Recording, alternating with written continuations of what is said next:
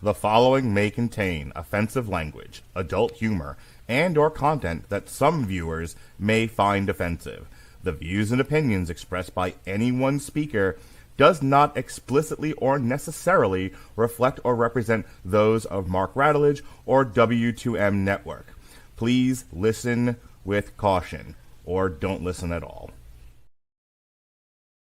Hooray for Hollywood, where stars are living large, in mansions with their servants and their credit cards in charge, with fame that's fleeting, but the egos never change, where everyone's a genius, except the ones who really arrange.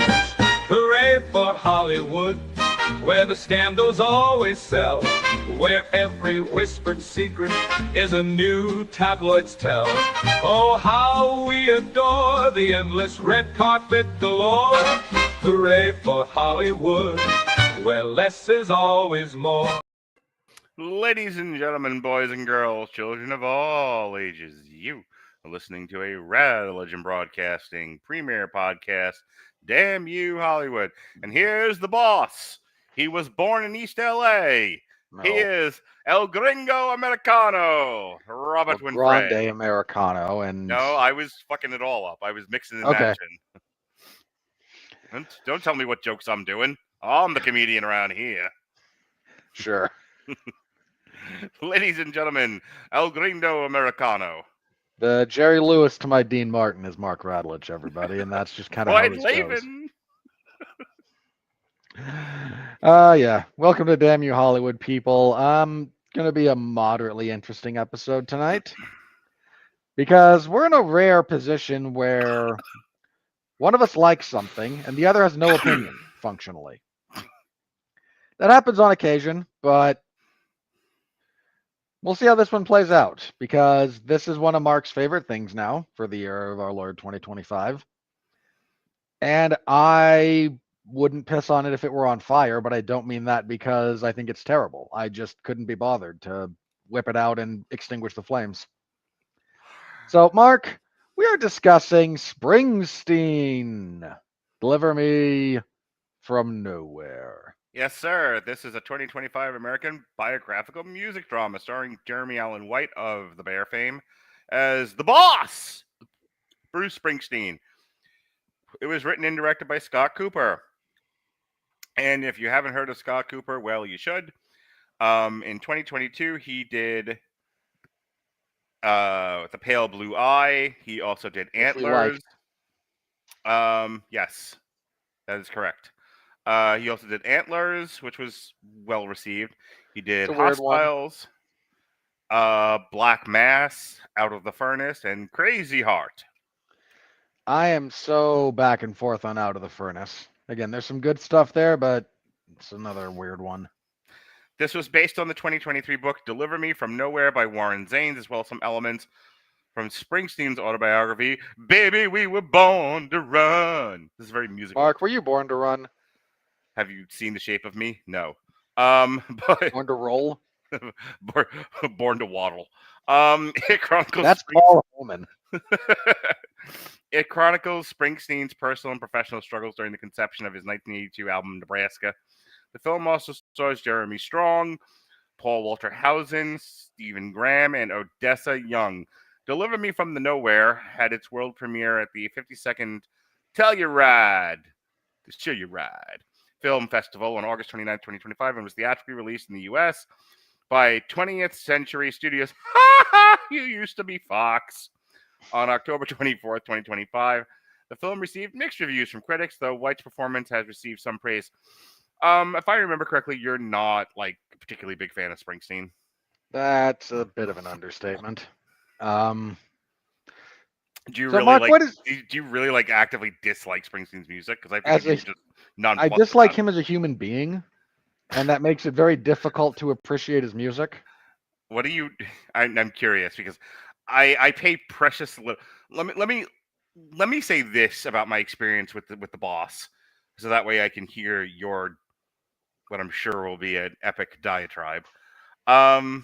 Springsteen was the music of my parents, although my parents really didn't listen to Bruce. But it was kind of like I grew up on Long Island, New York in the 80s. White people listened to three men: Elton John, Billy Joel, Bruce Springsteen. That tracks. That's it. That's every adult person that I came across in Long Island as I was growing up as a kid listened to those three men. And because I've always been kind of a run up the down staircase punk rock, if it's popular, it stinks kind of guy. Mark, you're a contrarian. Don't attach any other. There's no need for other labels to that. Yes, I'm a contrarian. I kind of ran away from anything that was wildly popular or mainstream. So, do I know Springsteen's music? Most of it. I mean, at this point, if you're over the age of 35, 40, you've heard Born in the USA. Everybody has at this point has heard Born in the USA to some degree or another. I was telling Jonas, my favorite thing about that song is it's one of the most popularly misunderstood songs in like the history of music. That and Fortunate Son. Yeah. To the point that Ronald Reagan uses one of his campaign songs, which is fucking hilarious to me to this day. Yeah, it's pretty funny. It's a rockin' good song. I mean, whatever you think about it's his politics, and I'm sure you're going to give an opinion. Look, I don't feel like going deep into it, but I vehemently disagree with the vast majority of them. So, okay. So I don't know that much about. I mean, like I can listen to the lyrics of Born in the USA and get a gist of what he's going after. But like I said, I know Born to Run. I know Born in the USA. Like I'm familiar. Like if you play the best of Bruce Springsteen, I guarantee you I've heard more than half of his songs. So like I said, I have a tenuous familiarity with the guy. At almost 50 years old, I have nothing personal against him, and I no longer have a hatred of anything mainstream the way I used to. Again, I'm old and I'm dying, so I don't care enough to hate things that are mainstream. So at this point, I'm just like, yay, Bruce! I've gotten now old enough to appreciate Bruce Springsteen all these many years later. Your relationship to the boss and his politics, sir? Politically, again, I disagree with just about everything he's got. His penchant for turning bits of his concerts into borderline like political rallies where you're just like, boo this thing, yay this thing. How little I pay attention that like I kind of know what you're talking about, but still don't care. Yeah, I don't actually care enough to follow anything he does, but I've seen it come up enough to know that like, yeah, you and I would not get along. Yeah, sure. I guarantee you, if you were like Clockwork Oranged me down and like made me like watch his concerts and listen to his interviews, I would probably come away with the same level of disgust you have. But I haven't done that, and no one's making me, so I'm still That's pure. fair. I'm still pure. So. As far as my relationship to his music and setting aside him as a human, I'm kind of with you. Like again, my parents were sort of aware of his work, but you have to understand. Music has never been like for me the big I people like this. You probably are one of these people, and I don't mean that derogatorily. Like you mark time with music, right? I will tell you right now before you even continue this. Yes, I mark time with music. Music is a huge part of my life.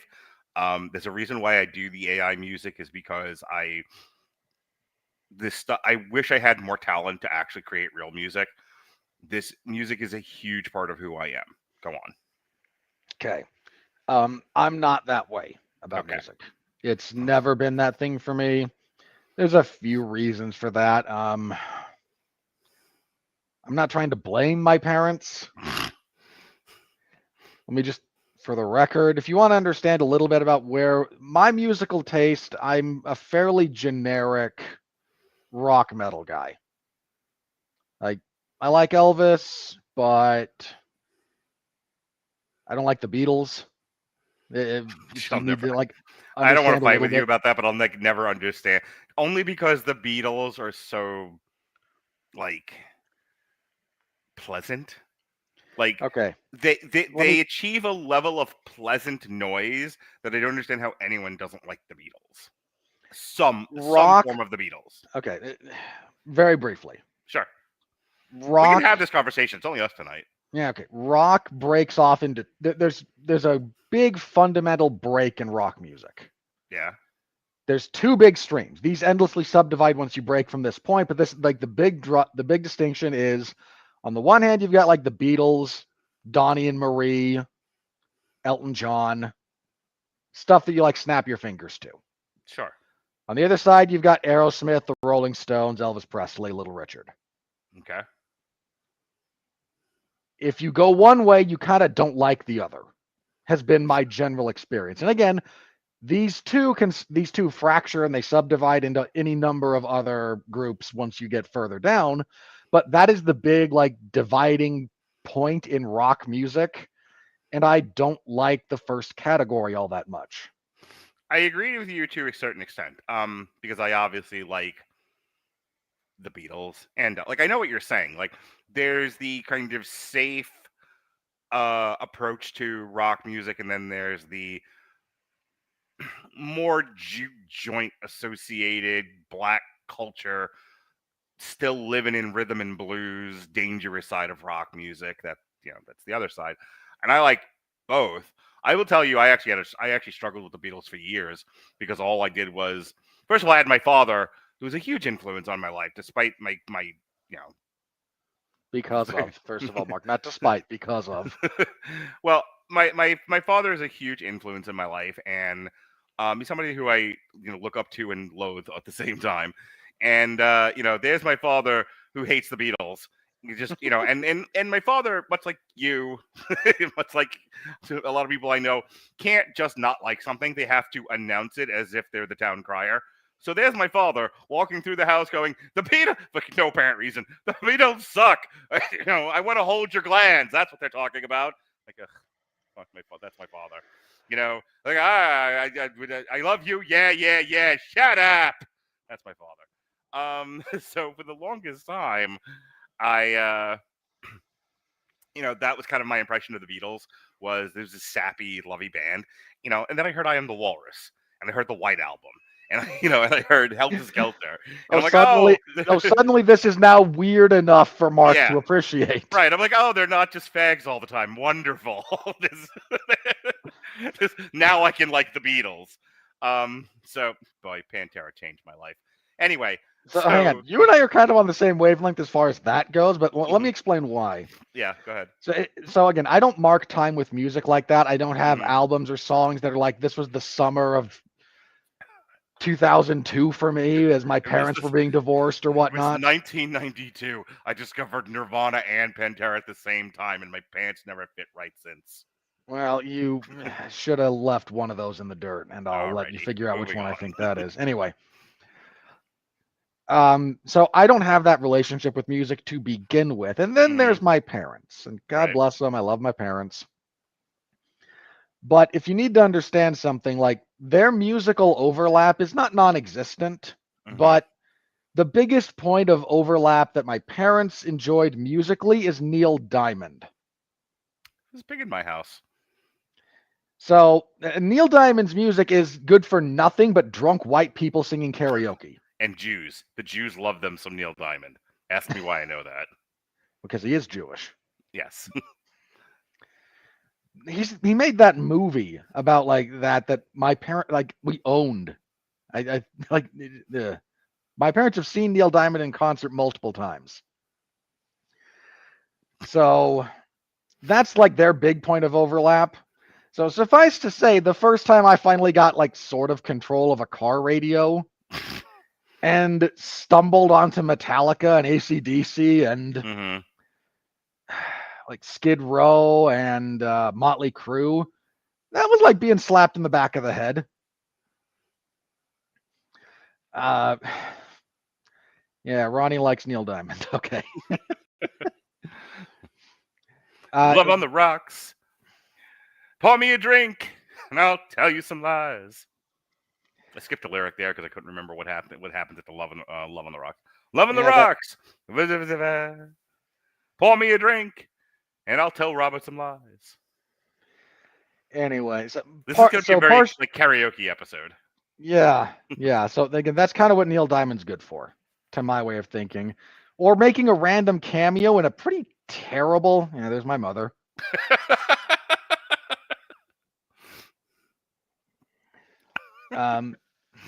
So like, I think the other thing there, my immediately younger brother's much bigger into music than I am.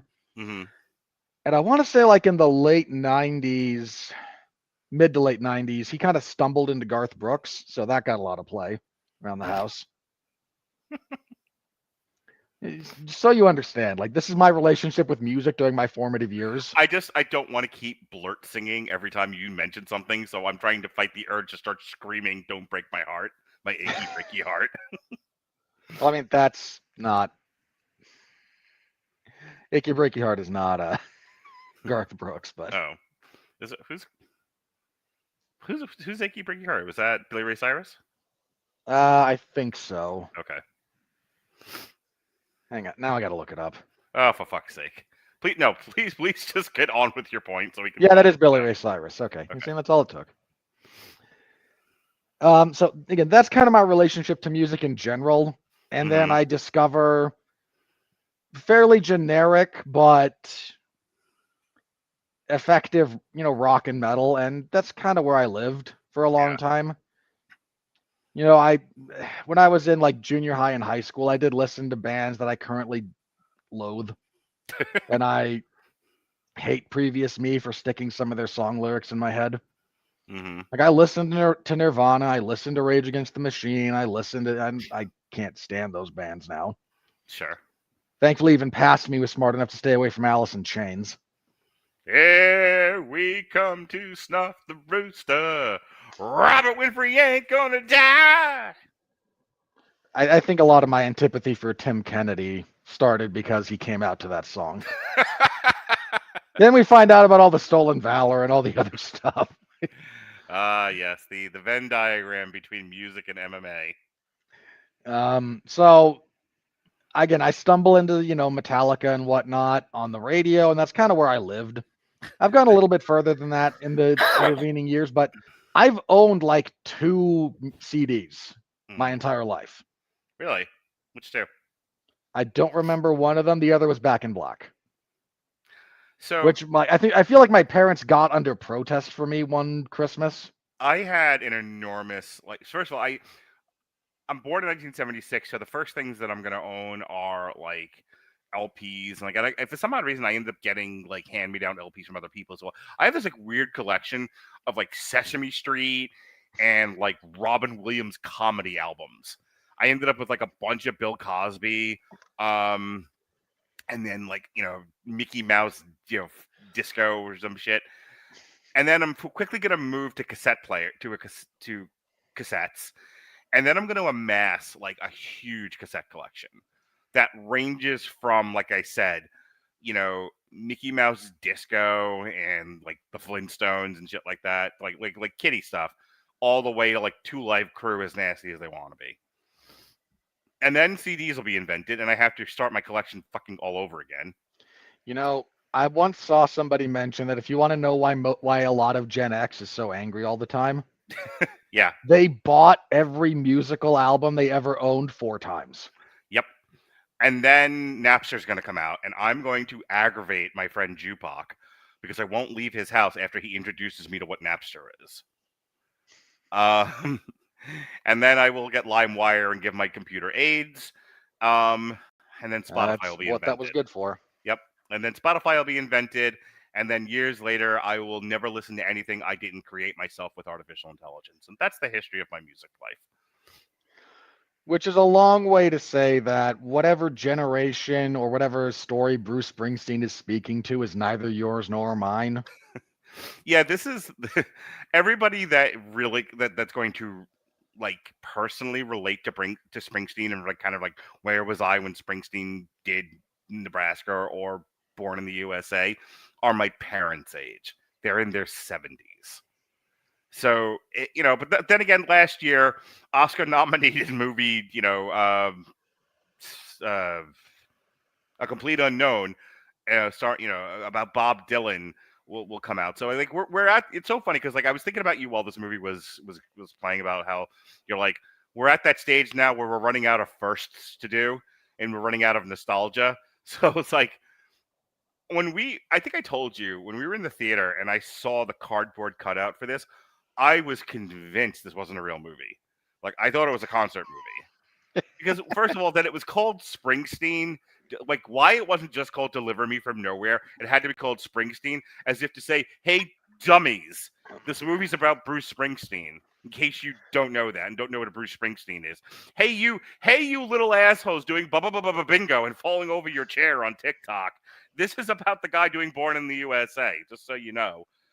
Like, so I that was the thing is like I never saw any trailers for this movie.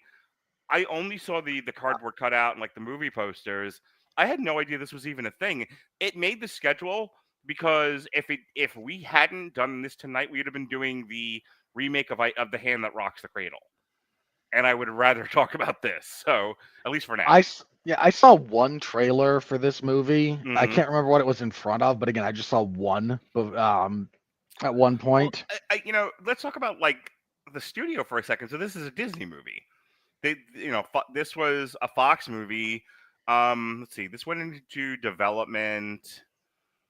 In March of 2024, the project was first announced. So yeah, like I don't understand why they did nothing with this movie. In April 24, it was revealed that 20th Century Studios had acquired the film in a heated bidding war with A24. Why would you go crazy trying to acquire this film and then not announce to people that you're doing anything with it? Like, they just snuck this into theaters during Oscar season. It was like, well, we'll hope for the best. Yeah, look, Disney has taken nothing but hit after hit after hit this year.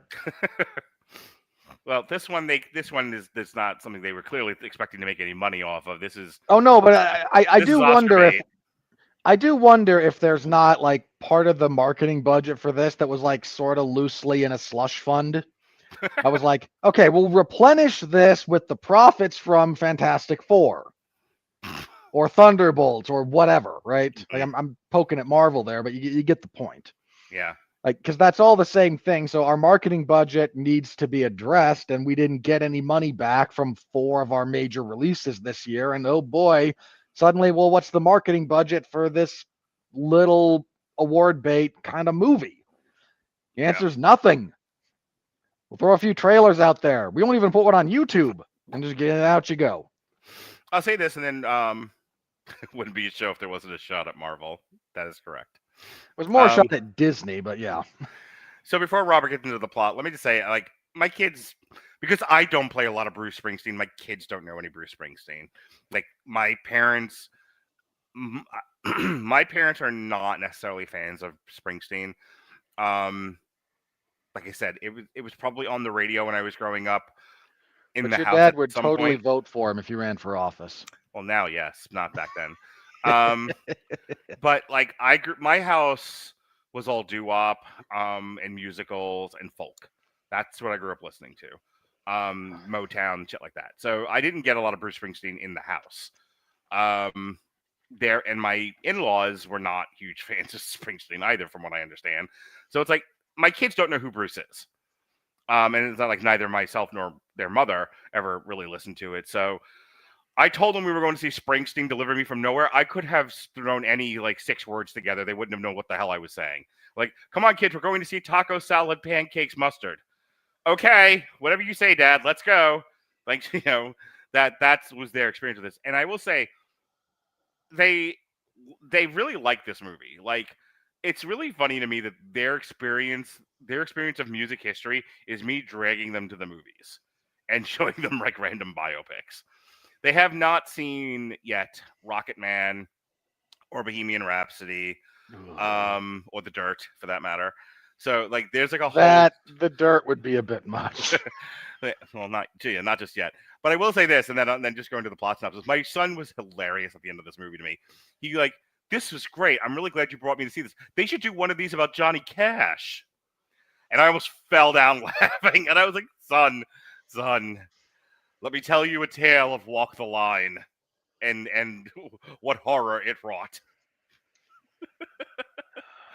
I could see you having an existential crisis, so why don't you just get into the into the Just plot your nonsense. kid going, they should do one of these about Johnny Cash. And you're like, yeah, Joaquin Phoenix and Reese Witherspoon. And it was kind of a critical darling. And it became the template for every music biopic. Yeah, I had to since. explain to him that like Walk the Line was responsible for the next decade of biopics. This entire sub-genre of film has not evolved past the parody of Walk the Line that John C. Reilly did. Yep, I Called explained Walk it. Hard. I explained that to him as well, sir.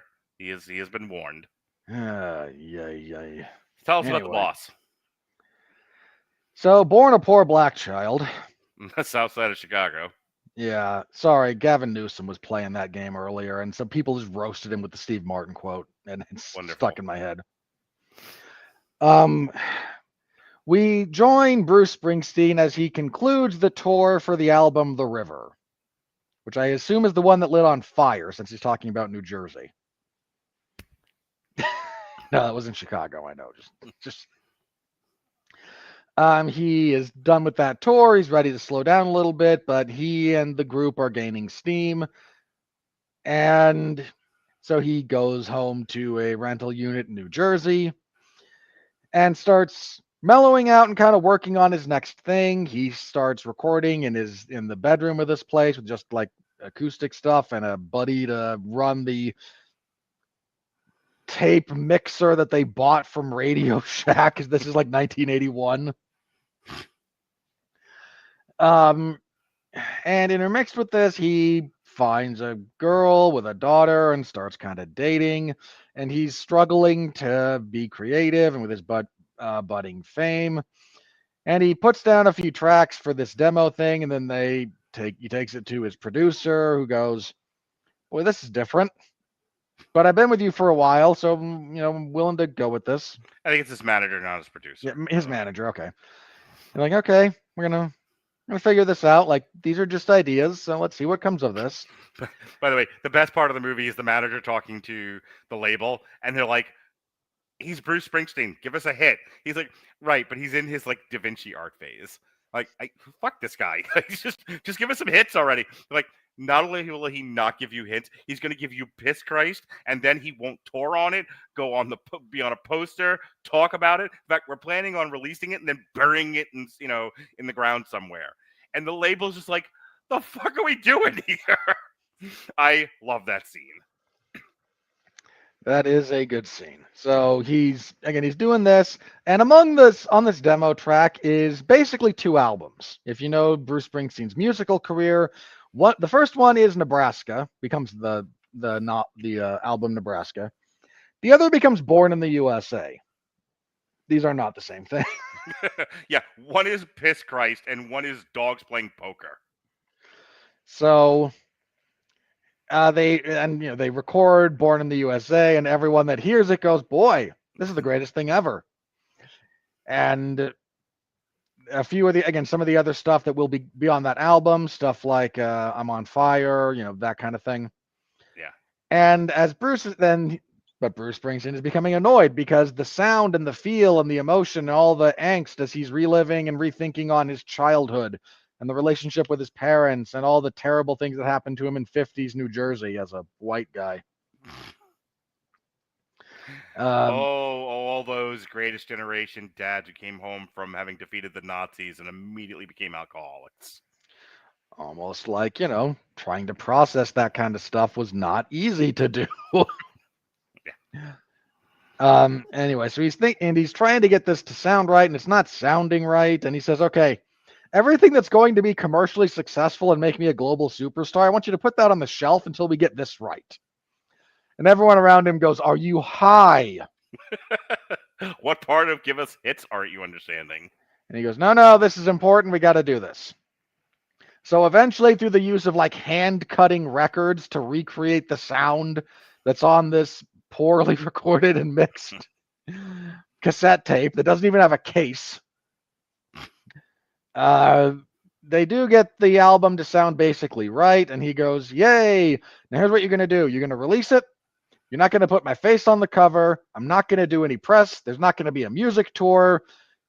Just throw it out there." And as Mark mentioned, the record label goes, "But Why?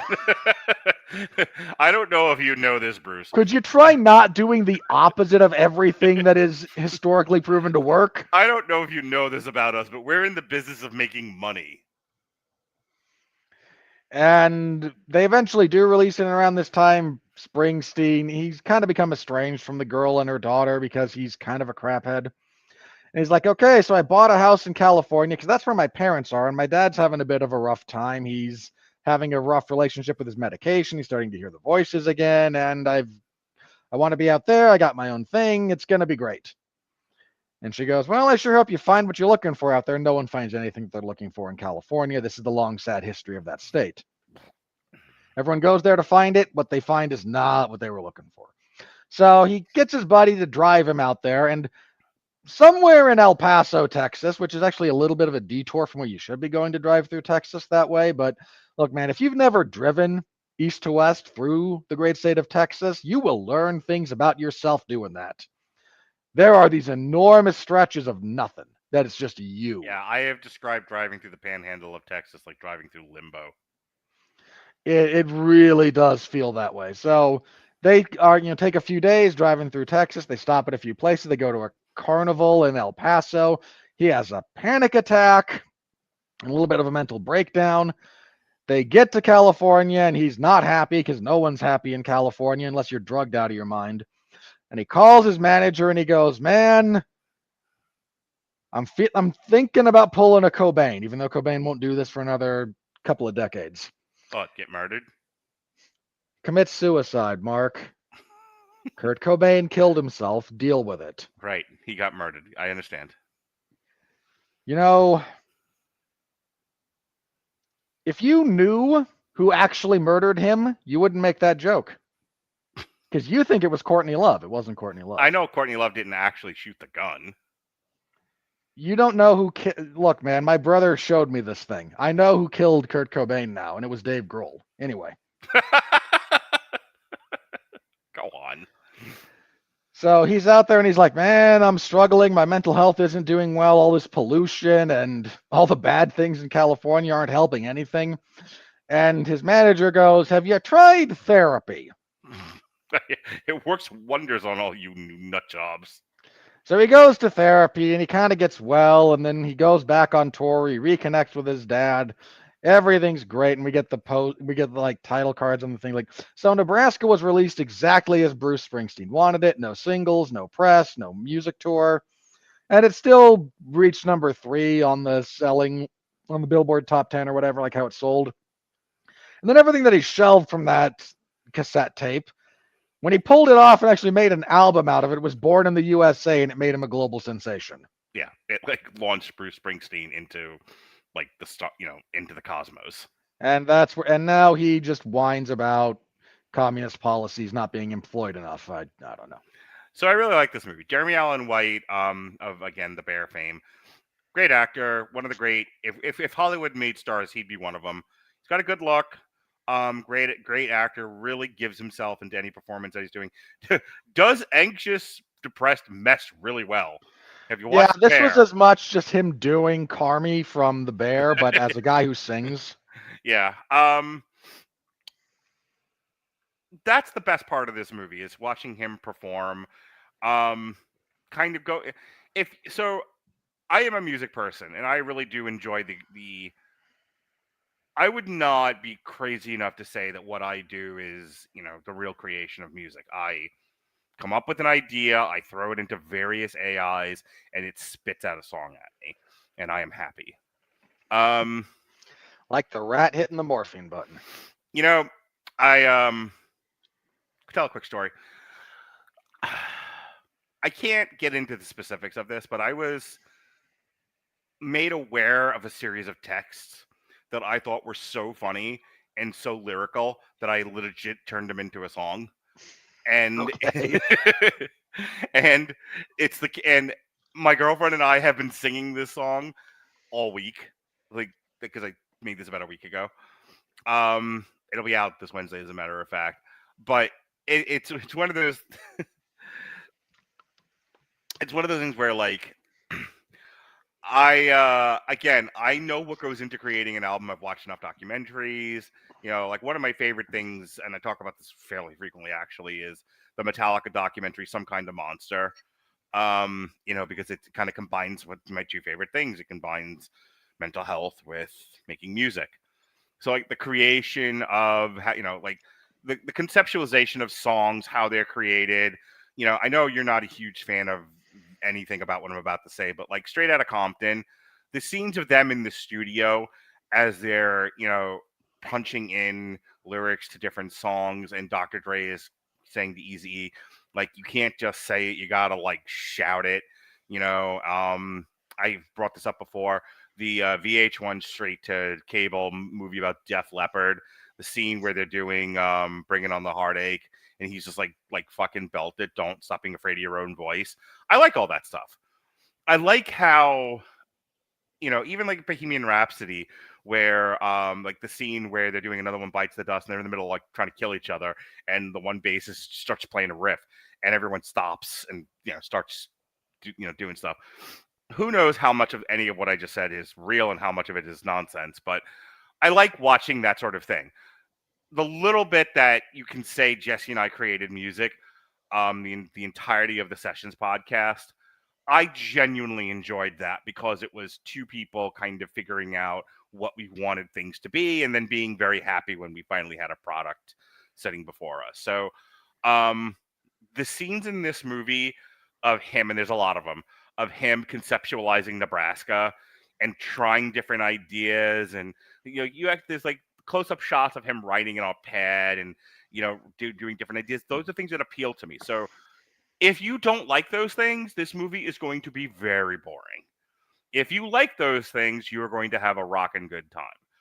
If you like scenes of people noodling in studios and recording music and being like feeling like you're there when a very special thing gets created, like they do an entire scene dedicated to just recording from beginning to end, Born in the USA.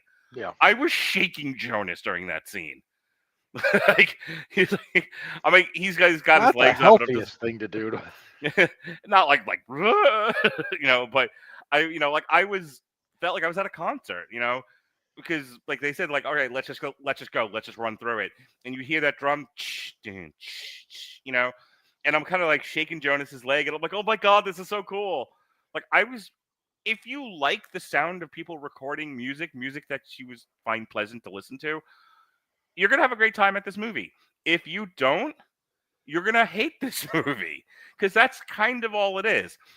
Okay, so if you take away the music parts, what's left? Well, Jeremy Allen White in his playing a character with a lot of neurosis, bumblefucking his way through a very boring relationship.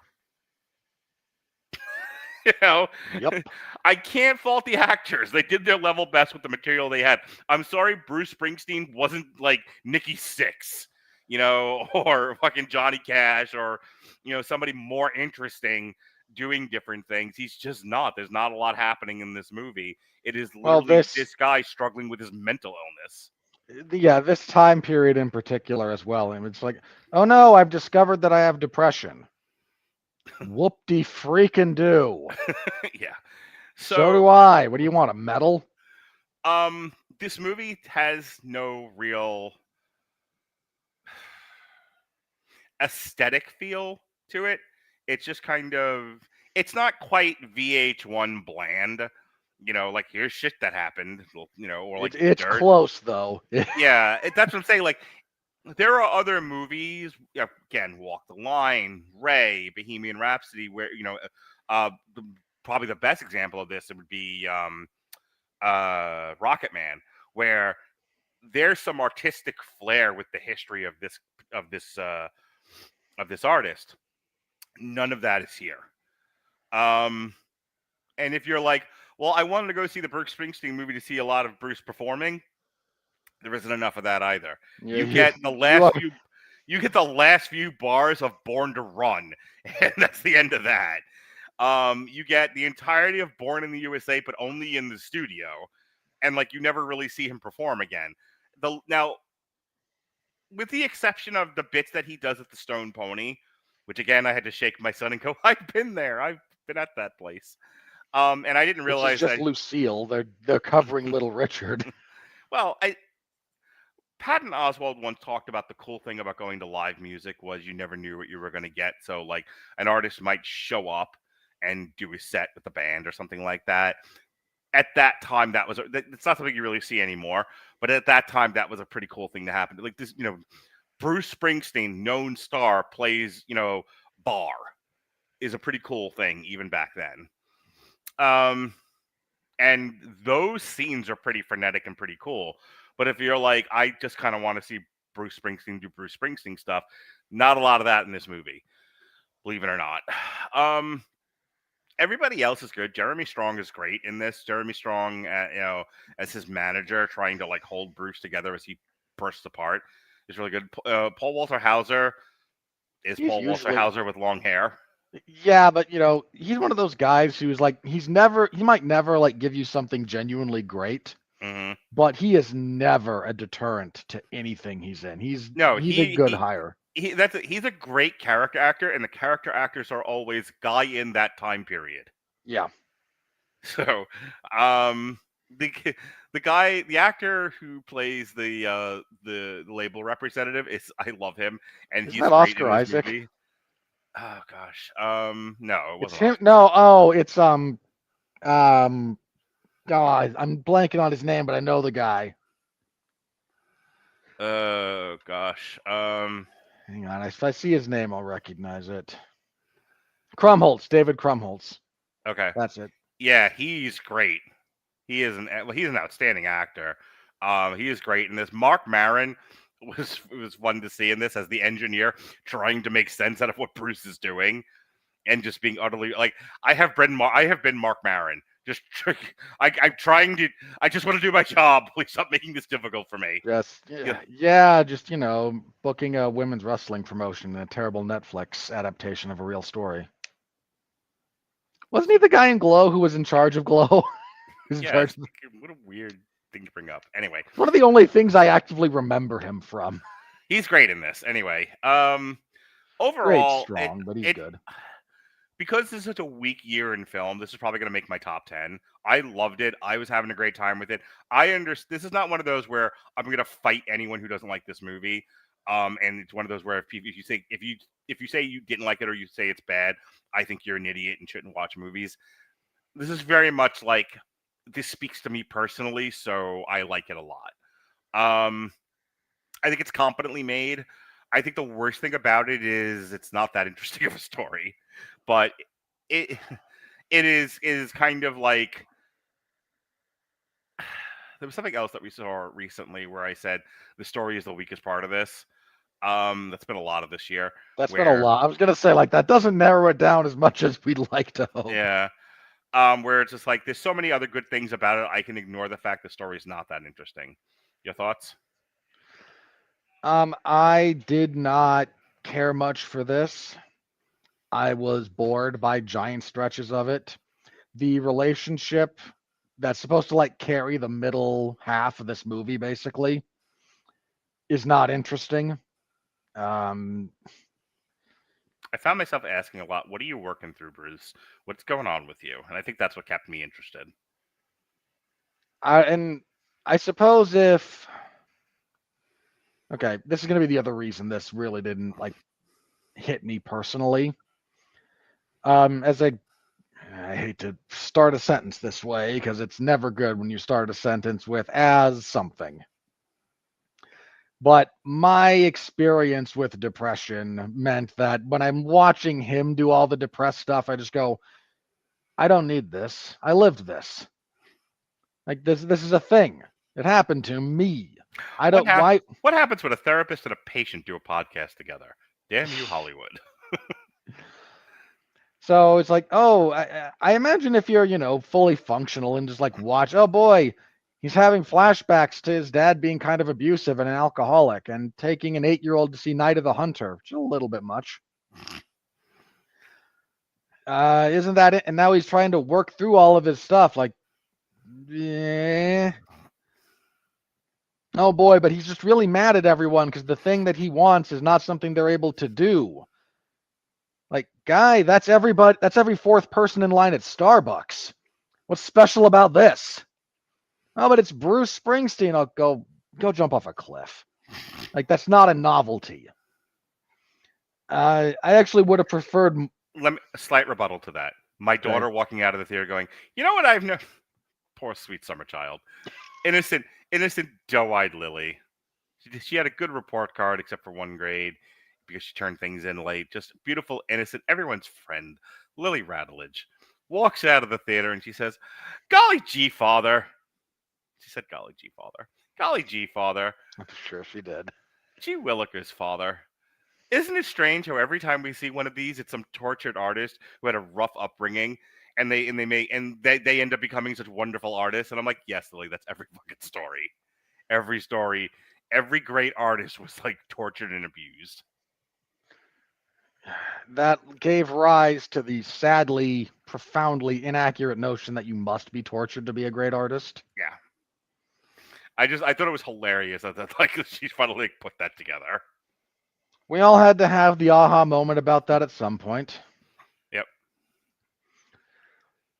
So, point being, like, oh no, wait, you mean the depressed guy's a perfectionist and is demanding of those around him and is perpetually frustrated by the fear of his own success changing who he is, because even though he hates who he is, it's at least consistent. Like, I don't need to see a movie about that. I've lived it for 30 years.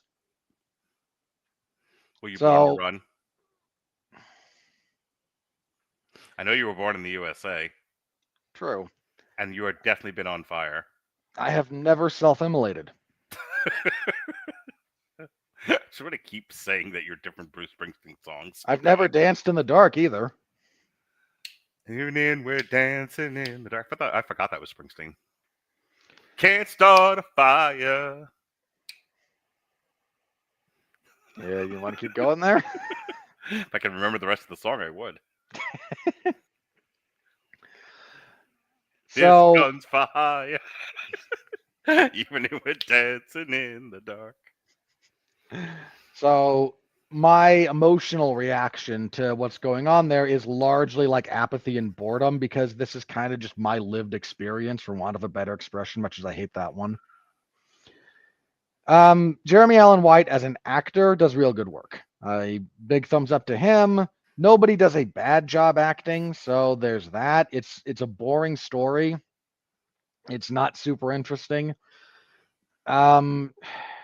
It's somewhat comparable in terms of like disinterest to the actual story with a complete unknown. If you're not like interested in that moment in Bob Dylan's career, nothing about that movie is interesting. Yeah. And that at least is a moderately interesting character arc, because it's Bob Dylan becoming disaffected with the folks movement and going, you know what? This is all BS. I want to be an artist and I want to do things.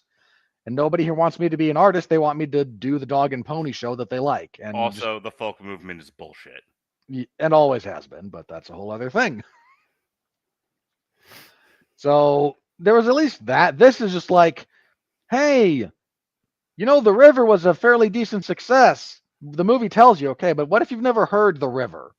Like, what's the actual context here? Because you get the one bit with the record exec going, he's going to release a folk album. Like, that's it. That's the, like, oh, this is different than what he's done before. But we, the audience, don't actually have context for what came before, apart from what you might know from real life about this guy's music. And that creates a disconnect if you never listen to this guy's music in any sort of real way. Yeah, if you're my kids and I really didn't tell them anything about Bruce because I don't know that much about Bruce. Like, you have no idea. Like, it's like, oh, it's the end of the River tour, and my kids are looking at me like, this is mean anything to you? And I'm like, just watch. But you're not wrong. Without knowing what came before, you have no idea where you are in the timeline and why it matters. And again, this is kind of like why Bob Dylan playing an electric guitar almost starts a riot at a folk fest of all things. Because we've seen enough to know what this departure means. Here it's just like, watch tortured artists do tortured artist things. Yeah, doing the flashbacks to, and here's the thing. Look, I'm not trying to minimize Bruce Springsteen's lived experience, and I don't know if it was any worse than what we saw on screen. But the first thing you see is him pulling the dad out of the bar, who quietly just says, "Bruce, go outside." Now, some might say it's not really abusive or neglectful, and there's no follow up, so you don't know how long it took for the dad to come out of the bar at that point. Like, and then the next thing you see is he comes home and he's like, "Let's box a little," and the kid's like, "I'm tired." No, like, no, I'm gonna make you do this. And then Edith from downstairs, "Oh, Archie, don't make him box." He's got school he's in the morning. tired. He's got school tomorrow. And all the father's doing is like, as we all have done as fathers, throw your left hand. Throw your left hand. This hand. Your left, you idiot. Oh, that one. And then we cut away again. And like the next thing you see is the father kind of getting in the mom's face, and Bruce fucking nails him with a bat. And the father takes the bat from him and goes, "That's right. Never let anyone hit your mother," which he wasn't doing in that scene. The implication being he might have, I guess. My point is, you never really get the best sense that Bruce had this horrible upbringing with this guy, because they don't show anything like that. Everything is, I don't know if it was worse, and I don't want to say show worse stuff if there really wasn't anything to show. And if that's the extent of it, that's the worst of it that you're going to show me, to say Bruce is this fucked up guy who is trying to work through the trauma of living in an abusive household. Look, I don't want to minimize anyone's personal story, but that's not great cinema.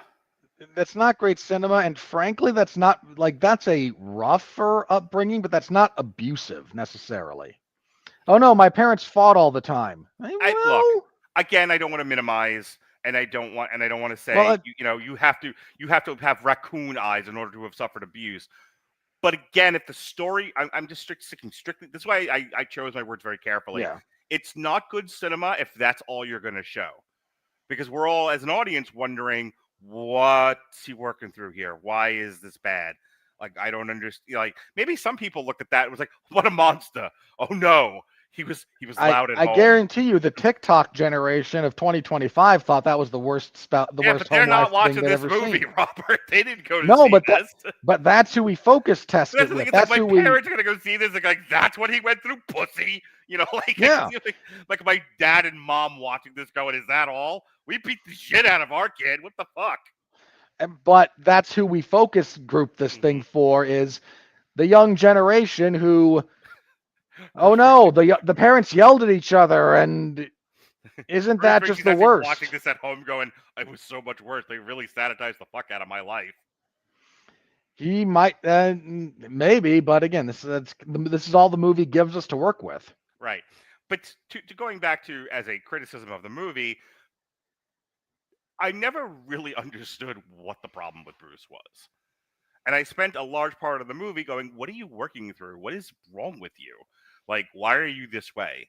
Why don't you want to commit to this girl? Why after the success of The River are you like, I have to make piss Christ now, to relate to, like, why are you going through all of this?" That's not clear either. The movie thinks it's clear. It's really not. No, it really isn't. So that it would be another big thing that I had a problem with this movie about. Yeah, this is too long. I mentioned earlier, but I'll reiterate it here. I was really starting to lose my interest and focus on what was going on here, which is not usual for me. I can usually kind of force myself to stay with a film because I'm reviewing it, and that's the professional thing to do. Even if I am disinterested, I should be able to just like, okay, let's, still do the job. And we just spend so much time, feels like just going in circles with this that don't go anywhere, that I'm by the time it's like, okay, I'm leaving for California, you're kind of like, well, at least something's kind of happening now, maybe. Like an hour and a half into the movie, you're just screaming at him, "Make Board of the USA already!" I mean, I was just like, do something. So that's a bit of a problem.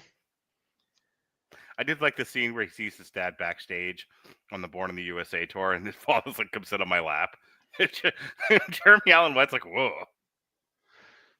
Dad, I'm covered in sweat. I'm 31 and I weigh 190 pounds. Like, you sure this is a good idea? He's like, "Come on, I stormed the beaches at Normandy. Come sit on my lap." I don't know if that's true about his father or not, for the record. They all did. Every American troop, even if they fought in the theater in Japan, all stormed the beaches at Normandy. That's how World War II went. Uh-huh. Even the ones that only came up through, Italy, just totally were there on the. Everybody went through France. Whether you fought specifically across the English Channel. Yes. No, for the record, not how that worked, but I fought in Japan by way of France. It's a whole other thing. So, yeah, I ultimately here's my last complaint about this. The dialogue in this is not full-born 2025ified, but it's closer than it ought to be. The amount of, I feel like a big part of the dialogue writing in this was, okay, therapy speak, but the 1980s version of therapy speak. Right, but nobody used therapy speak in the 1980s, and it's shut up, everybody does now. So no one will understand it if we don't couch this in, boy, Bruce is working through his trauma. And he's emotionally dysregulated, and weird choice in the movie to have a mailman show up at that point and yell message. And somebody smacked somebody during all this and said, nobody used those words in 1981. Yeah. They went, fine, take those words and then give us a rough 1980s equivalent. So I don't even remember when we started using PTSD like commonly. Like we're well moved from shell shock at this point, but I don't remember when PTSD became common enough parlance. 90s, mid to late 90s, because Robin Williams does no a bit one's about fucking it. saying, like, they might have said he's like depressed, but that no one's like he's working through his trauma in 1985. Yeah, you might, he's the closest you get is he's going through stuff. That was the parlance of the day. Bruce is sad.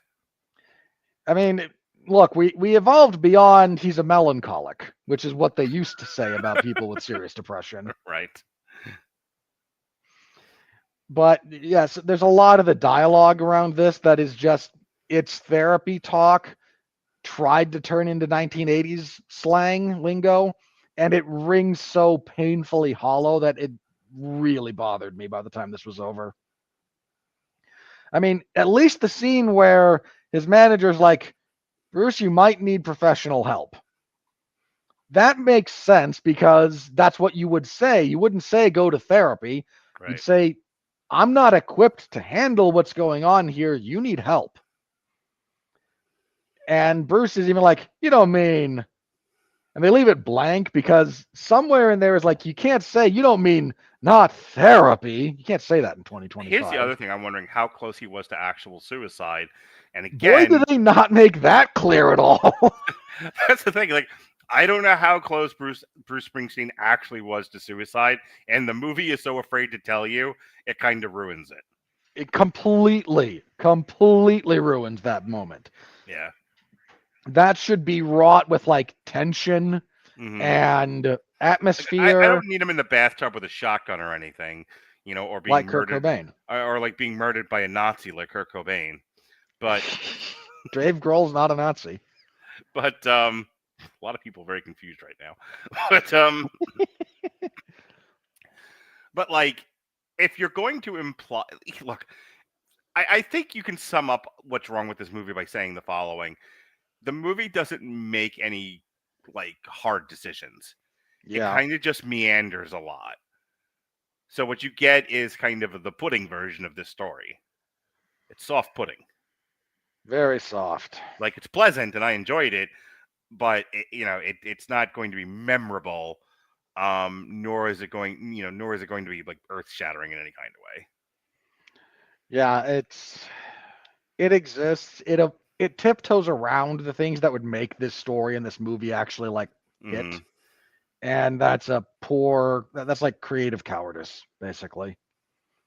Like, if that dude is close to if he's entered onto the suicidality index at some point near the end there, I need something more than, okay, he's hanging out in California and then in mood lighting, he calls his buddy and says, I don't know, man. That's I don't know, man. It's all real heavy. Like that. Congratulations. That is like the worst depiction of what depressive suicide ideation looks like. Yeah.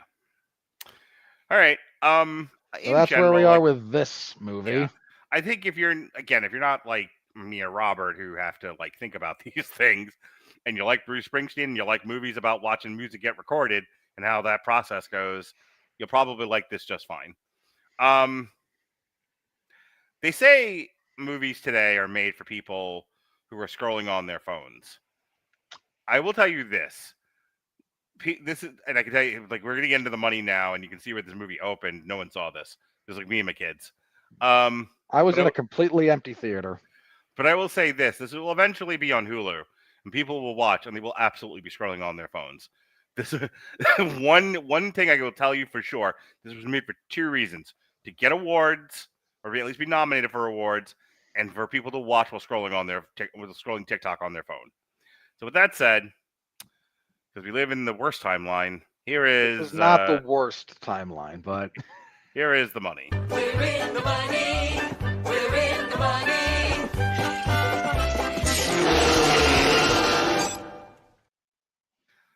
Yes, now.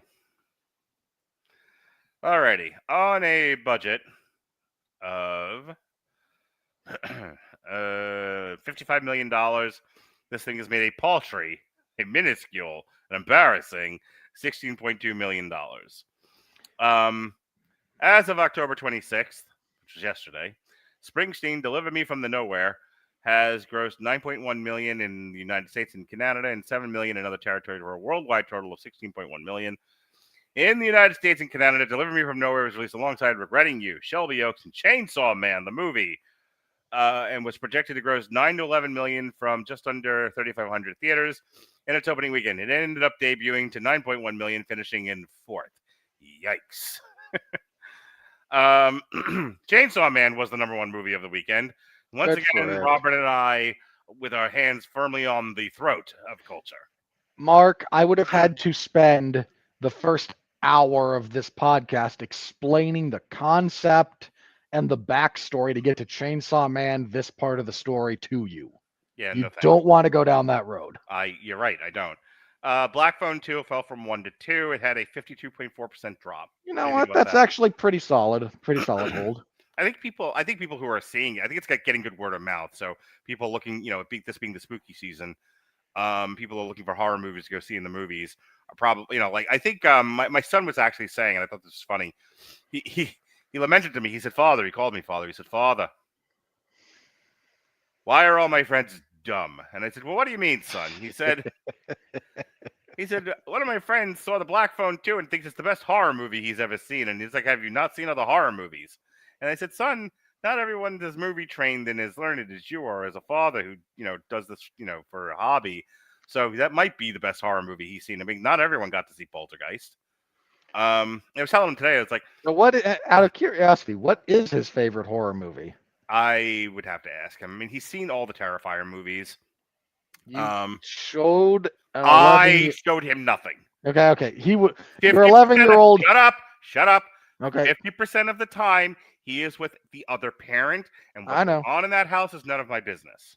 You mentioned that before, that's where they were seen, and allow for anyone else out there. The Terrifier movies are not for the preteens.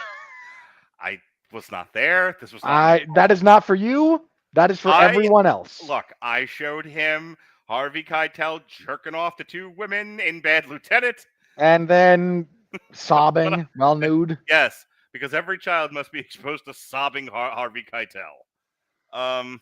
So, you know, your children are going to write the most interesting memoirs. Anyway, so we were having a conversation about over dinner tonight over like what are some of the best horror movies, and I said, you know, if you really want to watch like classic good horror, go watch A Nightmare on Elm Street. It's one of the best. You know, go watch Poltergeist. It's to this day, it's one of the grossest movies I've ever seen. It has one. You are such a pansy. I saw it when I was like 5 or some shit. Okay. So it is lodged in your brain, but by now you should have the cognitive sense to order it. Nelson's fucking face melted as he's pulling off his face is gross. The tree eating the kid is fucking. For years, I could not sleep in a room where there was a tree near a window because of that. Okay. The clown never bothered me, but the clown is obviously a very creepy thing that a lot of people have to struggle with. I'm trying to think of like what else is in that movie that's gross. The bodies in the pool space. Yeah, that's a good one. I don't know why I've been bringing this up a lot lately, but I've been making jokes about like the whole Poltergeist thing of you built you took down the headstones, but you didn't move the bodies. Like you gotta move the bodies.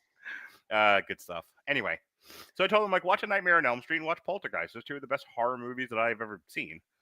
You know, Nightmare on Elm Street's really something. You know, my son just make sure he watches the original, not the remake of the same name. Yeah, we don't speak of that because I'm so tired. We really don't, as a general rule. About it. But you know, I said to him, I was like, if you know, the original Nightmare on Elm Street's a real sight to behold. It was quite a feat in horror at the time. And he was just like, didn't like the Nightmare on Elm Street series become all like comic and gay? And I'm like, yeah. But it started off okay, you know.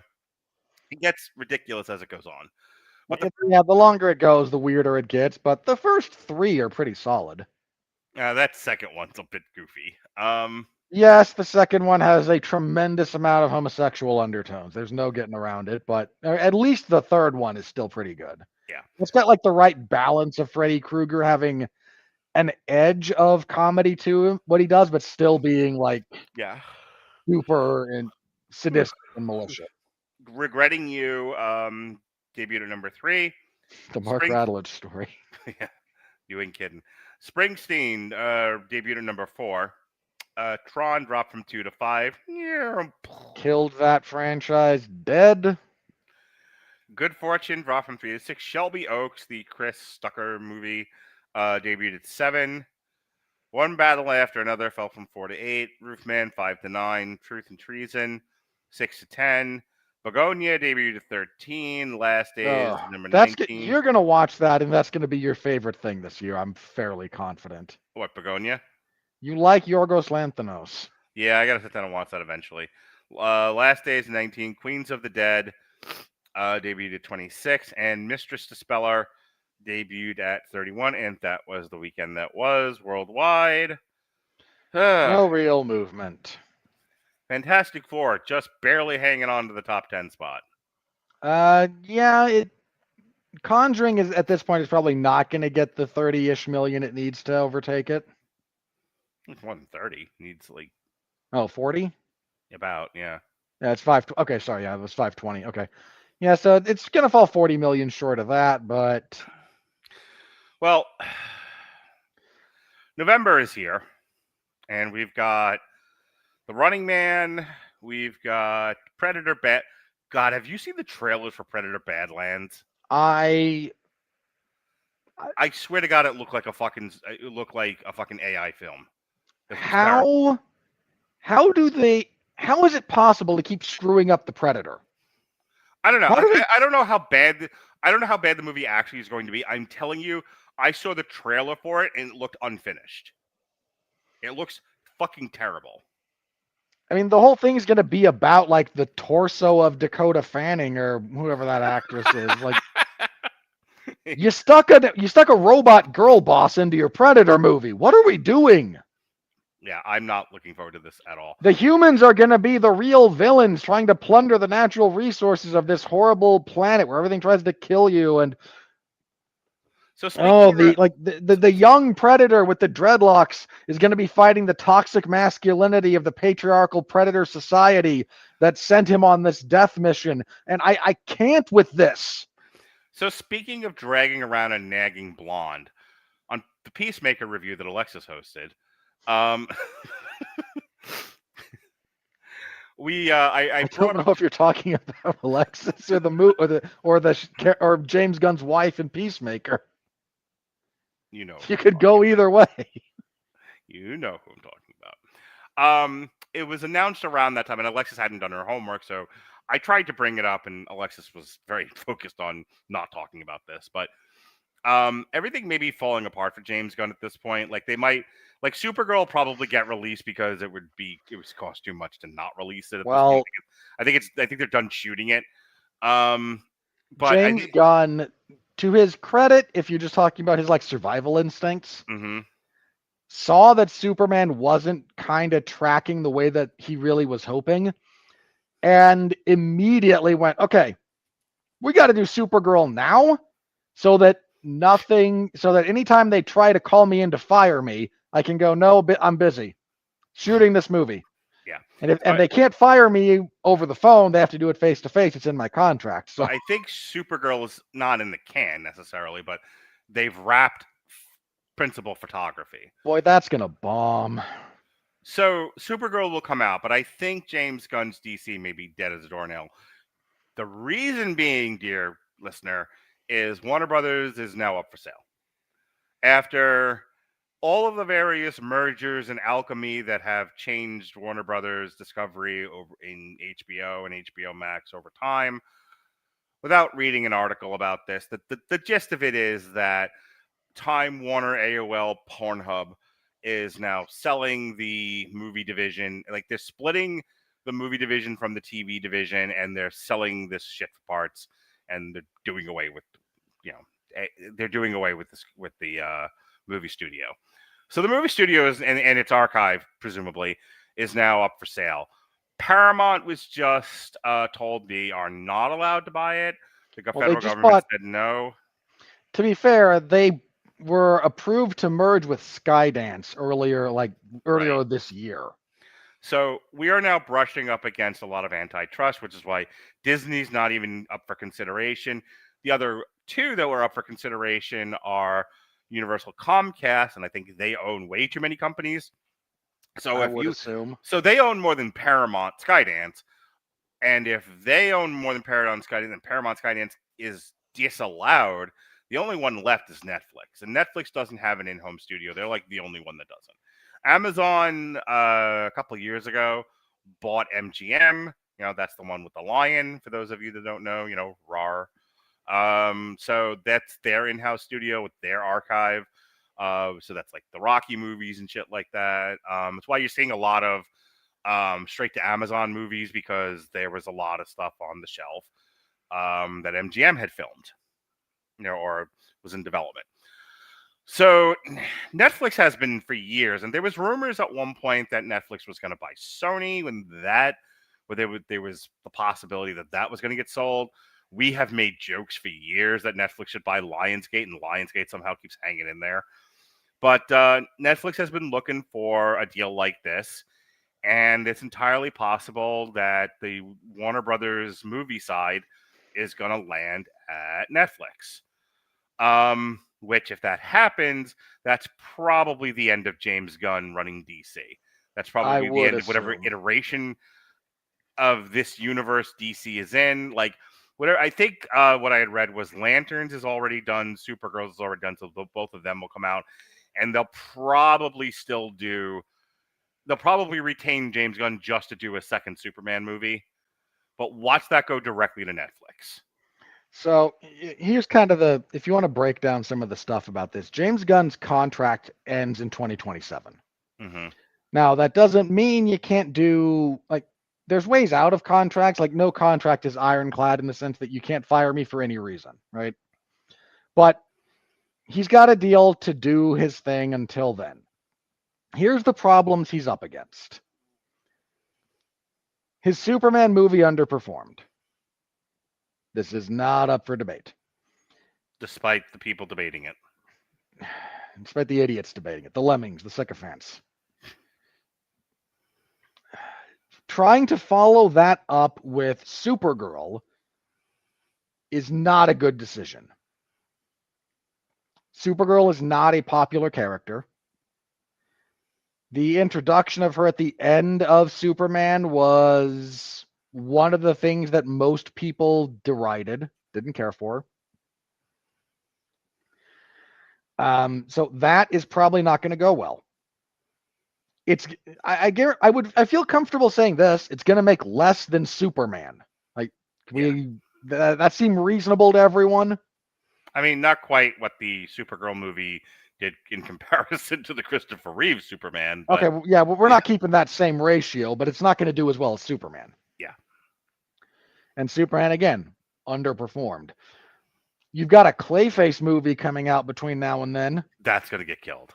which, yeah, like, that's a nerd movie. Like, that's for Batman nerds. If that gets made, let's put it this way. If that gets made, it's because Netflix bought Warner Brothers and they okayed it as a straight-to-Netflix movie. No one's taking a chance on releasing that one in theaters. But Netflix likes, limited release movies that then do big debuts on Netflix. And a Clayface movie on Netflix probably does big watch numbers. In theory, there's still somewhere in this the Batman sequel with Robert Pattinson. That gets killed. that just gets mothballed. I'm going to tell you right now, like, a lot of what James Gunn and a lot of what's out there right now, a lot of this stuff is going to get shelved. A lot of it's going to get killed outright, and they're going to just kind of release what they have, retool some stuff, and then that's going to be the end of whatever this is, and you're not going to see a lot of DC stuff for a few years. Well, then, so the idea, I think, is like we have Superman, Supergirl, Clayface to a lesser extent. I think there was Lanterns, like you said, and then that leads to the Superman sequel, Man of Tomorrow.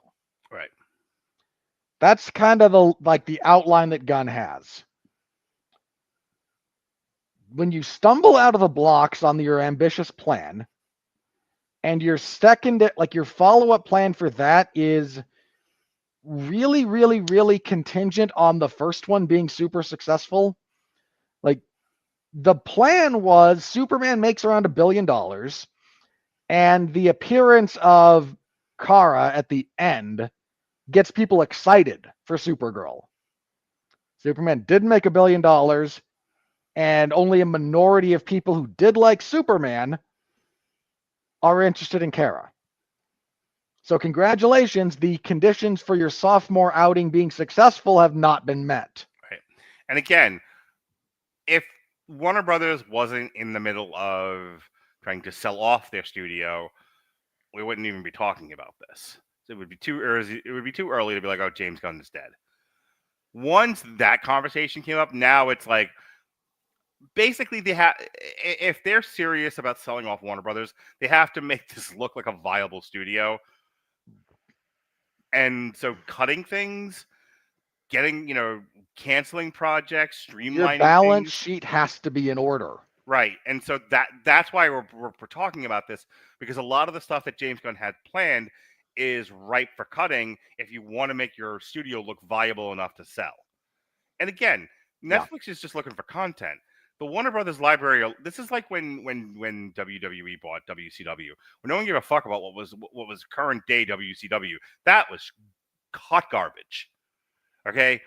What was valuable to the WWE when they bought WCW, who at the time was a Time Warner project. It's like poetry. Can't possibly be a coincidence there. Was the library, of which they've made a mint with. Yeah. All that footage, like not even like the contracts for the guys that they got, just the ability to use all, those years of Mid-Atlantic and in early WCW stuff. So Netflix is an aggregator of content, and they're going to come away with an in-home library of a zillion years of Warner Brothers stuff, which I think includes the Looney Tunes. I don't think they've sold that yet. That's still up for debate. Looney Tunes right now are, I think, quasi-exclusive to Tubi. So, Well, but that might be a rights thing. I think like the actual the ability to loan the rights out, maybe Warner Brothers still. I assume yes. Yeah. So again, if you're Netflix, you're going to get the Looney Tunes, you're going to get DC, you get all the HBO content. You get a lot. Like it's worth it for Netflix to do this. It's not really worth it for them to rush into anything DC, especially when this is such a damaged brand. And it's really not worth it. The hype. DC is damaged.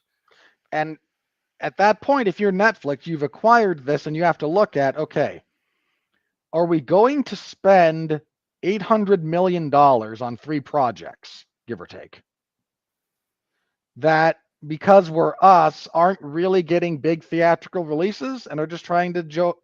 Like, we don't need to spend that kind of money to get the same amount of watch time, which is what Netflix mostly cares about. The other thing about Netflix is they want shows. They don't want movies. I mean, they'll take movies. They didn't sign Adam Sandler to make shows. But if you've got the DC license and you're Netflix, you're probably going to throw out whatever movie plans they had and retool these all into 8-hour shows. Yeah, give us you know what? Let's remake the Justice League animated show, but every 5 years we get one season of 8 90-minute episodes, because that's the Stranger Things model, which is killed. When we get done reviewing Stranger Things, at the end of reviewing the last season of it, we have to have a serious conversation about the damage the Duffer Brothers have done I'm not on those. I don't know what you're talking about. Okay, but a conversation needs to be had about the damage the Duffer Brothers did to what it means to make a television show in the streaming era. Because you got those idiots making 12-hour movies. Yeah, I've complained about this incessantly recently. I don't know if you saw our Aliens review, but I kind of opened with, I fucking hate this. I'm getting tired of 8-hour movies. Yeah.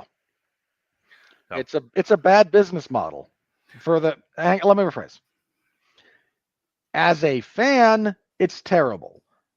On the website side of things, on the business side of things, this does seem to be doing whatever they want it to do. Otherwise, they wouldn't keep doing it. Yep. So we'll see what happens. We'll see if anyone ends up buying Warner Brothers. I'm sure somebody will, and my gut tells me. You wanna talk, Mark? We could buy it. Install ourselves. I would do that. I wish I could, just so I could personally fire James Gunn. Oh, I would do that. I would do a live special. I would have a Jake Paul fight, a firing of James Gunn, and a Girls Gone Wild. I'd revive that. No, Mark, you ain't. The market is just too saturated for that to work. That worked in the era of the 90s. It doesn't work in the era of OnlyFans. It's fair. And TikTok lives. It was funny how if you scroll through the TikTok lives now, that has just become peep shows. I talked about this on my TikTok, but what used to just be hey, I just want to connect with people, has just been hi, I'm here. Send me money. Look at me. The link? Look at it. Go click the link and you can get all my other stuff, and then you can pay for it. Yeah. My favorite is the girls who everything is blurred, because now we're back. Because we've really come full circle of, when you used to go on your parents' television and you'd see the nudie channel, but it was all color, discolored and everything. What you'd get is the commercials for it where the face is visible, But then Right. everything from here down is like blurred out Yeah. and pixelated. Right. So there's a handful of girls now on TikTok live. It's just all blurred out, and a sticker that reads, "If you'd like to see the unblurred version of me and my panties, go click the Instagram link." It's like, oh my god, what? Wow. The Time, more Mark. things change. Mark, it was said appropriately in the first season of True Detective, time is a flat circle. Indeed. With that said, are the critical. Are you ready? No! I said, are you ready? No, God! No, God, please, no! No! No! No! All right. The tomato About meter right. is 60%. Yep. Top critics drops a little bit to 57. Verified audience is 84. All audiences is 81. No surprises here. Nothing to shout about.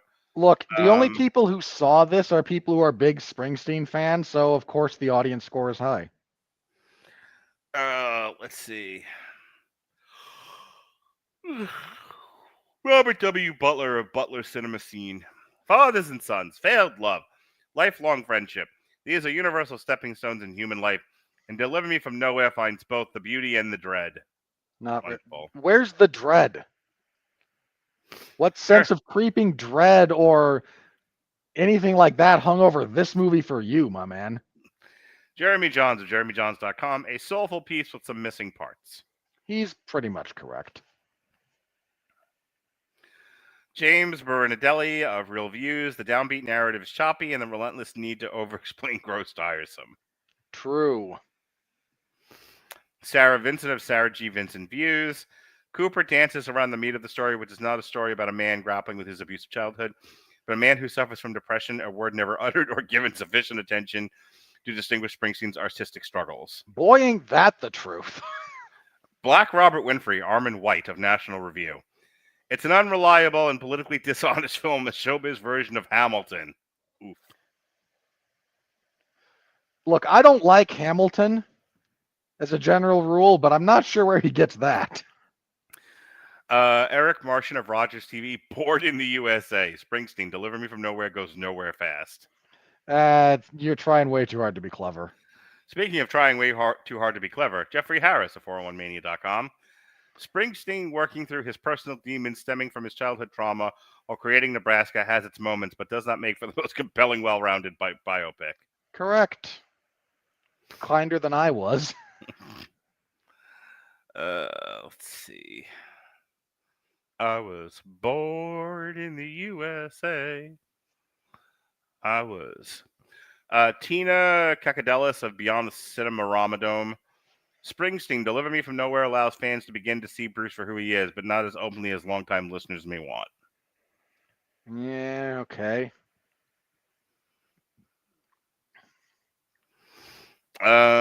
Sarah Manville of Movies We Texted About.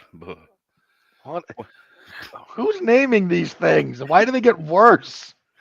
When your work of art about a struggle for authenticity ends up feeling so fake, something has gone very badly wrong. There is a deep sense of irony there. That's very true.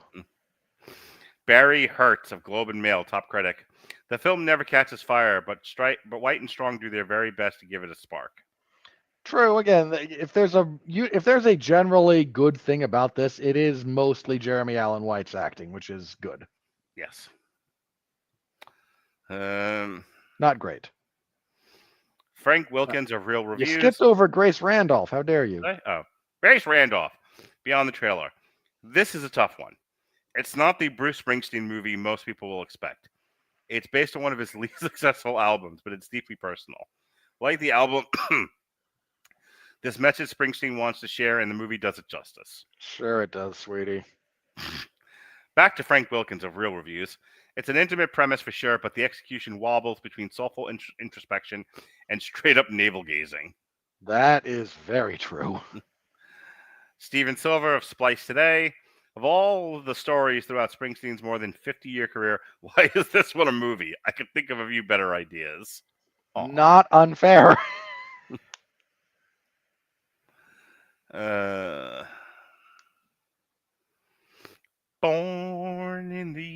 USA. I was born. I showed my son the trailer for Born in East LA before the show started tonight.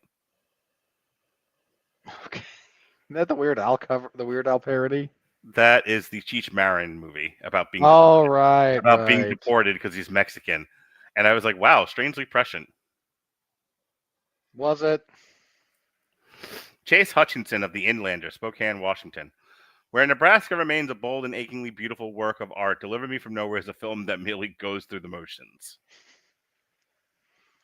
You don't need to suck up to Nebraska, buddy. Either the state or the album.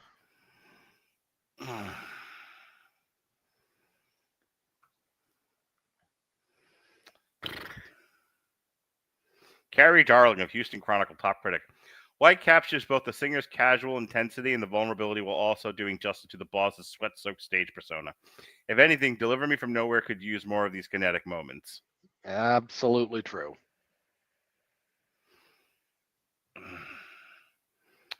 Where are our friends? None of them saw this because they don't know who Bruce Springsteen is.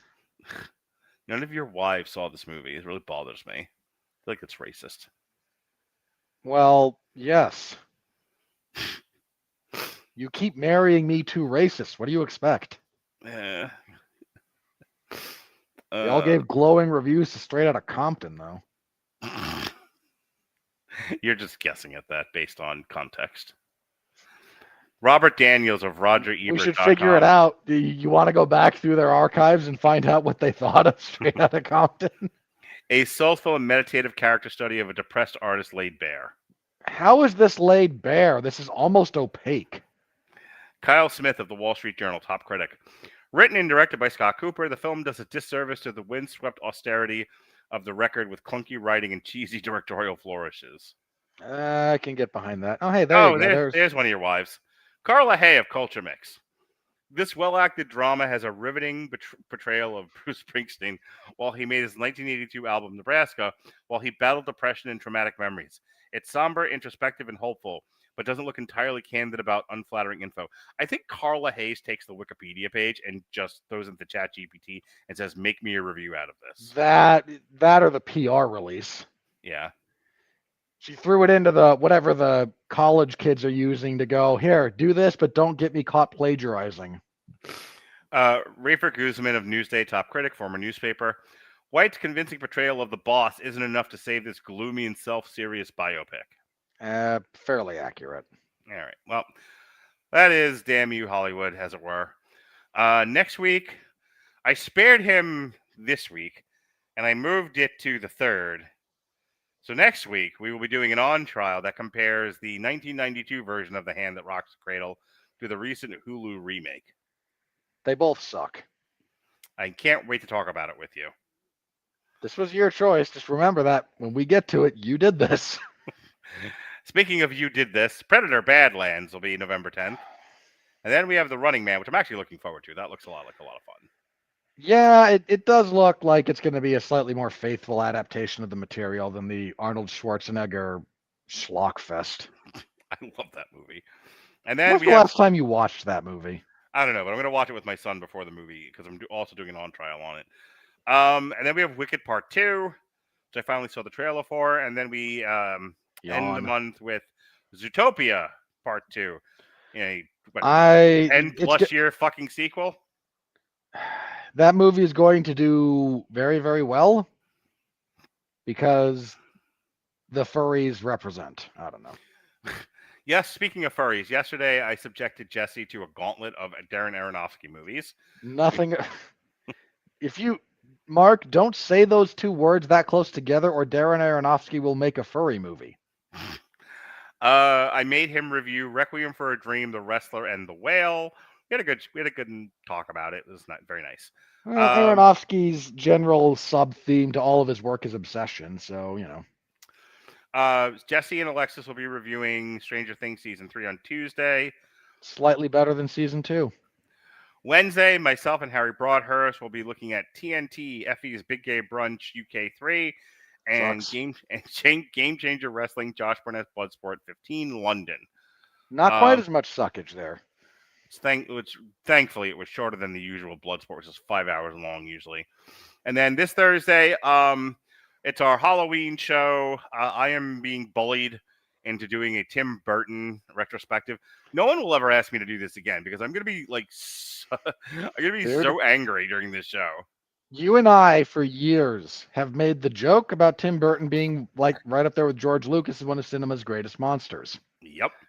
You, like Ash Williams wading into a horde of deadites with a chainsaw and a shotgun, are going to go to those theater kids who are going to be doing this with you, and you are going to give them the Sam Raimi bloodbath special. Yes, I will be opening that podcast with "Here is my boomstick." Pull down my pants. Well, that's not on the platforms we stream to. So we will be looking at Edward Scissorhands, which I watched on Sunday for the very first time in my life. Mars Attacks. Okay. And Dark Shadows. So Dark Shadows is abjectly terrible. So that's what's going on there. Sunday, myself and Jesse will be recording a couple of comic books. We got Santa Claus, Private Eye, Superman and the Authority, and Multiple Man. It all makes sense in the end. Wait a minute. Superman had an angle with the professional wrestling group that was the Authority? That is correct, yes. And then the aforementioned Hand That Rocks the Triple Cradle. H probably still made him put him over. Probably. Alexis will be reviewing Gen V Season 2 with Jesse. And then a week from Thursday, myself and Sean Comer and whoever else decides to add themselves to this will be doing a Arnold Schwarzenegger actor focus. We will be reviewing Commando, The Last Action Hero, and True Lies. Okay. Commando's one of the best action movies ever made. Yeah, I was looking for a reason to review it. Would you say the middle one was? The Last Action Hero, that movie, shockingly prescient. Well, that's the thing. I picked it there were a lot of Schwarzenegger movies I could have picked.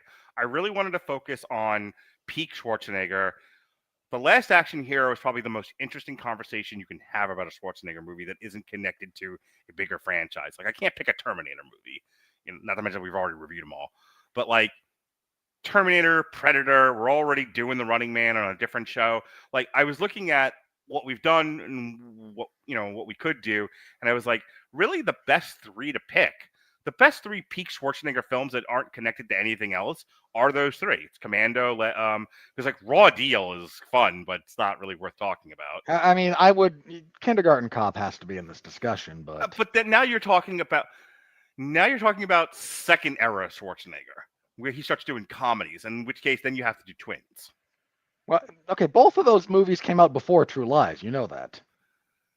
True, yeah.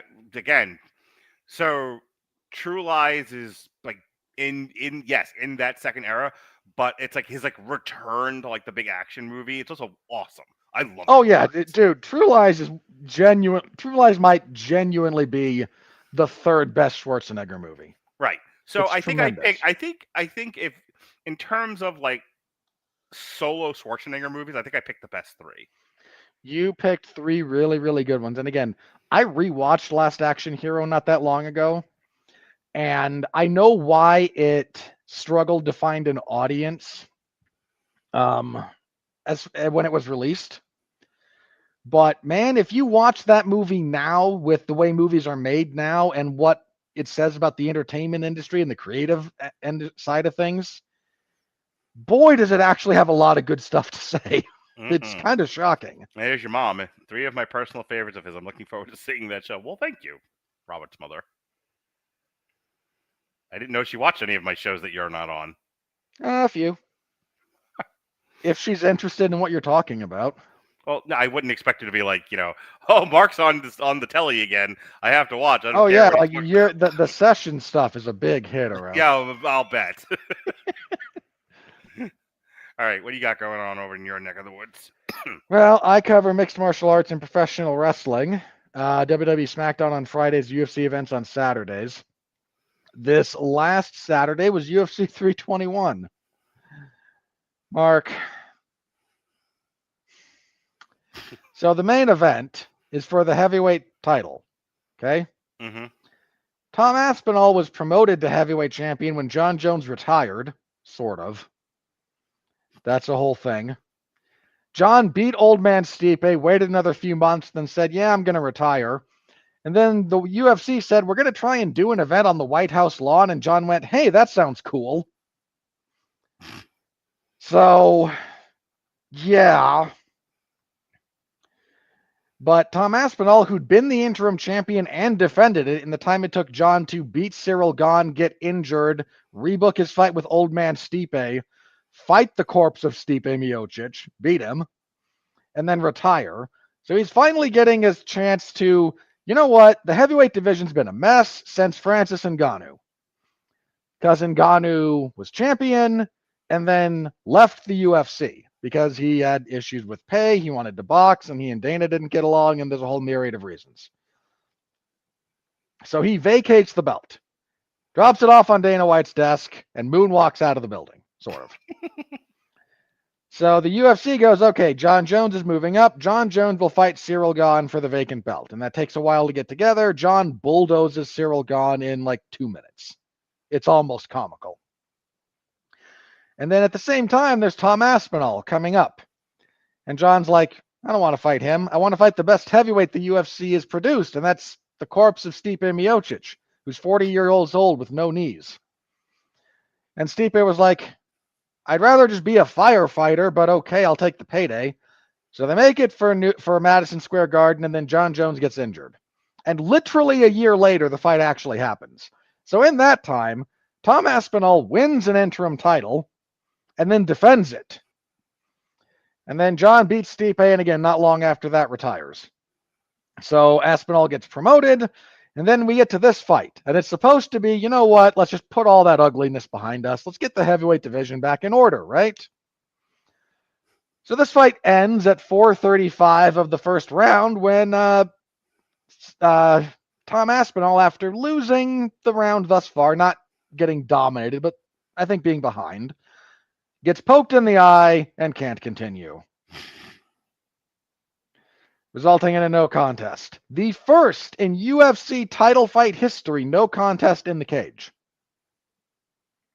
That's the state of heavyweight. To say nothing of the other two heavyweight fights on this card, one of which was so bad, the winner was cut. By all accounts, he might sign a new deal, but like the roster watch has said, like, no, Hamdi Abdel Wahab, he's gone. And nothing of value is lost. So heavyweight sucks, and they're just going to try to rebook that fight, and that's a whole thing. The co-main event was for the strawweight belt, which the former champion, stop me if you've heard this before, handed back to the UFC. But in her case, it was, I've beaten everyone, this division sucks, I want to go up to 125 and fight for that belt. So Mackenzie Dern and Virna Jandiroba fought for the vacant strawweight belt, and Mackenzie Dern wins a fight that skill-wise looks more in line with an Invicta card than a UFC title fight. Wonderful. But she is now finally the UFC champion. They've been trying to make that happen for years at this point. That was not a very good fight. Let me see. Jailton Almeida had 10 plus minutes of control time in a 15-minute fight and still lost the decision. You want to know how many hang on.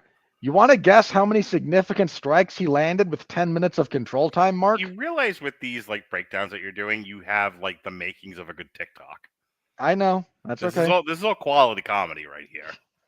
Thank you. But do you want to know how many significant strikes Jailton Almeida landed with 10 minutes of control time and 15 minutes of fighting? Nice. Less than one a minute. Wonderful. He lost and he deserved to lose. Umar Nurmagomedov and Mario Bautista had an okay fight. What